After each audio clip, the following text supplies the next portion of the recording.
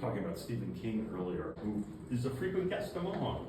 Hasn't been here in a little while, but had stayed on a regular basis. Used to host our mystery weekend, which was one of our oh, that is so cool. 30 different theme programs he helped with. Do you have like an actual like sleuthing thing where you go like a game, or it's more like a kind of like a dinner thing. Like you go in, there's like a little staged performance. I just want to see the view from up here, imagining as if I was staying on the 6th floor. Yeah, if you were in that room, you'd get a very similar view to this. You'd also have a lake view as well. Oh, and you'd have one of these access points. And you'd have a balcony as well. Stephen King regularly stayed in room 666 just for the irony of it. But Sure. He also stayed in several other rooms on this floor. You know what's crazy? He would not necessarily, but maybe on the edge there, have had a view of the former topiary garden. Oh yeah, I think it extended maybe almost to that end of that tree. Yeah, if you're looking at that in the picture, there's that pathway to the right going through the garden. And right as you got to that little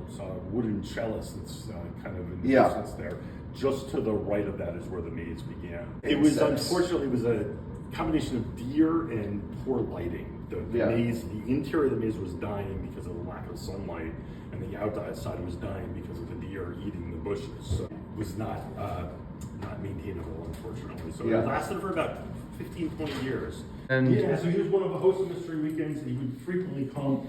He didn't like to fly, and he spent time between Florida and Maine. I see. He also had a family living in New Paltz. One of his sons lived in the New Paltz area. So he would come and visit here frequently, and would often either traveling back and forth between Maine and Florida would stop and stay at Mohunk to visit family or just to have fun at Mohunk because he liked the place. Interesting story about him is one time he was visiting, a friend of mine was standing at the front desk, and all of a sudden, Stephen King just popped up in front of her and scared her. And he was holding an ice cream cone, and he looked at her, big smile on his face, said the word peach, because it was peach ice cream that he got from the gift shop, and then just walked away.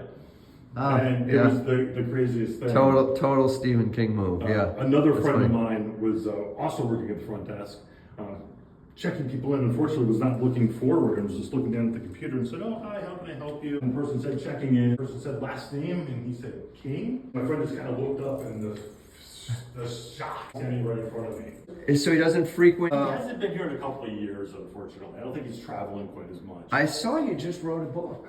He did. He writes books regularly still.